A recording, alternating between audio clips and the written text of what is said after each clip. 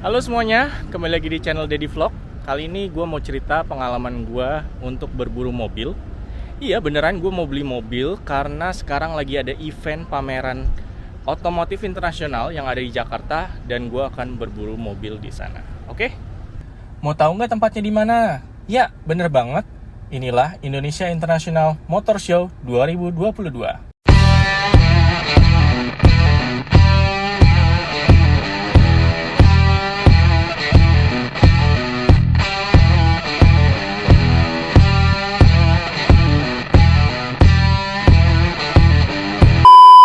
Gue datang pagi-pagi banget sekitar jam 8-an lah dari Bekasi dan sampai di Kemayoran itu sekitar jam 9. Ternyata IMS 2022 ini bukanya jam 10. Jadinya gue nunggu aja dulu sampai pamerannya kebuka. Gue nunggu sambil ngobrol sama satpam nih. Setelah bersabar menunggu, akhirnya pameran dibuka dan gue masuk ke dalam dengan cukup bayar tiket masuk 70.000 aja untuk weekend ini. Gue datang di hari Jumat dan ini termasuk weekend ya. Wah, gila banget sih ini pamerannya. Ini gede banget ruangannya dan hampir semua pabrikan mobil majang mobil andalan mereka di sini. Dari mobil-mobil Jepang, Cina, Eropa, hingga Amerika semuanya ada di sini. Tapi dari sekian banyak mobil yang gue lihat dan tanya satu-satu ke salesnya soal speknya, cuma ada satu mobil yang menarik perhatian gue. Mobil ini ada di booth Mitsubishi dan ini dia Mitsubishi Xpander Cross 2022. Cantik kan? Mobilnya. Oke, jadi ini adalah Mitsubishi Xpander Cross 2022. Mungkin dari semua teman-teman yang nonton video ini udah familiar banget sama mobil yang satu ini, karena memang Mitsubishi Xpander Cross ini udah warawiri di jalanan dan banyak banget penggunanya. Tapi itu nggak jadi hal buruk buat gue dan menghalangi gue untuk beli mobil ini. Tahu nggak kenapa? Gue jelasin satu-satu ya. Pertama, gue suka banget sama desain body Xpander Cross ini karena benar-benar gagah banget. Tarikan garisnya tegas dan bikin mobil ini kelihatan laki banget. Terus lihat deh, ini tampak depannya crossover banget, macam mobil off-road gitu, dan ini selera gue banget. Walaupun lampu utamanya belum menggunakan LED seperti saudaranya yang versi Ultimate, tapi ini tetap aja deh, tampak depannya ini udah oke banget dan cocok banget di hati gue. Dan untuk DRL-nya ini sudah LED, terus kemudian fog lamp-nya juga tersedia, jadi aman ya untuk melewati daerah-daerah berkabut. Kemudian gue coba intip nih mesinnya ya, gue buka kap mesinnya dan ini merupakan mesin 1500cc 4 silinder menggunakan Matic CVT yang pastinya ini halus banget. Soal konsumsi bensinnya sendiri, gue dengar dari pengalaman tetangga gue yang pakai mobil Xpander ini dan dia bilang untuk dalam kota itu konsumsinya bisa 1 liter untuk 12 km sampai 13 km. Dan ketika dipakai keluar kota ini bahkan bisa lebih hemat lagi, bisa 1,18 atau 1,19. Untuk kap mesinnya sudah ada peredam dan Mitsubishi ini cukup detail ya memberikan tambahan karet di sudut-sudut kap mesinnya. Ini fungsinya supaya ketika kita jalan jauh, kotoran-kotoran itu tidak masuk ke bagian mesin gitu ya. Nah, kemudian kita lihat dari sampingnya, eksteriornya, ada tarikan garis sepanjang gagang pintunya nih, ini keren banget. Kemudian untuk masuk ke mobilnya kita nggak perlu pencet tombol karena ada keyless entry-nya. Dan ini sudah dilengkapi dengan velg sebesar 17 inch yang menggunakan two-tone color. Dengan velg yang cukup besar ini memberikan ground clearance yang juga tinggi, yaitu sebesar 220 mm, jadi aman banget kalau kita lewatin daerah-daerah atau medan yang berbatu atau nggak rata. Untuk desain bagian belakangnya juga udah oke banget menurut saya, karena terlihat tetap gagah juga. Dan kalau dibuka pintu bagasi belakangnya ini terlihat bagasi yang cukup besar, dan bahkan kalau kita buka tray bagasinya ini ada kompartemen untuk menyimpan berbagai barangnya yang sudah ada sekat-sekatnya. Ini menarik banget. Kita bisa taruh sepatu atau barang-barang lainnya di sini.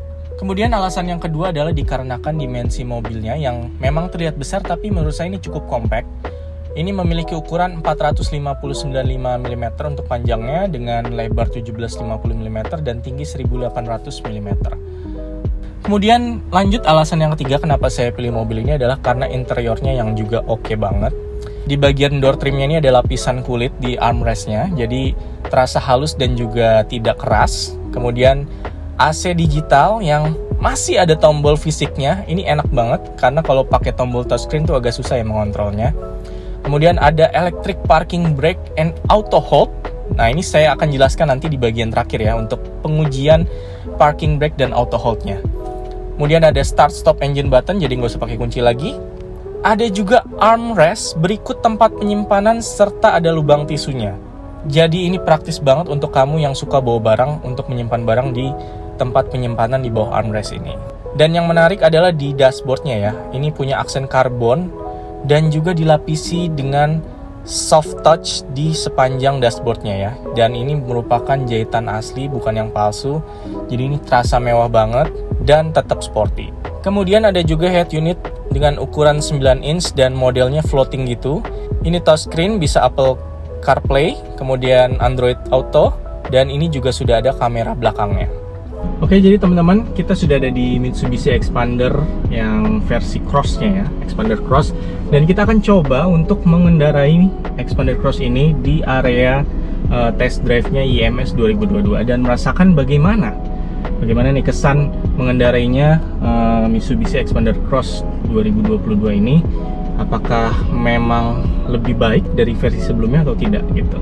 Karena saya sebelumnya sudah pernah coba yang versi sebelumnya, yang sebelum facelift ya. Dan saya mungkin akan bisa menceritakan apa saja perbedaannya. Oke, yang pertama kalau dilihat dari visibilitas ya, ini sepertinya lebih terlihat lagi ya moncong dari Expander Cross ini. Jadi ujungnya itu lebih kelihatan karena mungkin ini velgnya itu lebih besar, jadi otomatis posisi mengendarinya lebih tinggi. Kemudian untuk setirnya ini kita bisa atur karena ini setirnya sudah tilt dan juga teleskopik gitu kan, bisa maju mundur, bisa naik turun. Jadi kita bisa sesuaikan. Kalau saya segini sih pasnya. Nah, oke.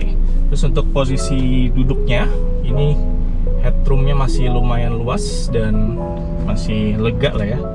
Dan satu tambahan fitur yang menyenangkan di sini, ini ada armrestnya. Kita bisa mengistirahatkan tangan kita di sini dan ini bahannya sudah kulit jadi empuk dan juga lembut. Oke, kita coba mengendarai Mitsubishi Expander Cross ini ya.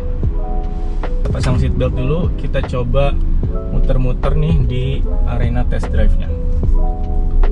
Oke, bantingannya seperti apa ya? Karena menurut Mitsubishi ini sudah menggunakan setup shock breaker yang lebih baru, jadi harusnya lebih empuk ya. Kita coba. Oke, empuk sih, menurutku empuk dan mengayun ya. Sayangnya kita nggak bisa coba high speed di sini ya, karena arenanya kecil. Jadi kita coba bantingan aja, relatif empuk lah, nggak keras gitu. Dan kita coba radius putarnya. Ini harus keluar tadi ya kalau mau masuk ke jalur yang tengah ini. Nah ini kita coba di tanjakannya karena ada fitur auto hold, dan saya akan nyalakan fitur auto holdnya dan berhenti di tanjakan. Nah oke, ini dia langsung otomatis ya ngerem dan tinggal gas aja udah jalan lagi. Oke, itu tadi alasan-alasan yang saya utarakan kenapa saya beli Expander Cross. Sekarang kita langsung bayar aja ya. Kita bayar cash nih Expander Cross-nya ya. Aduh. Ternyata cuma mimpi beli Expander Cross.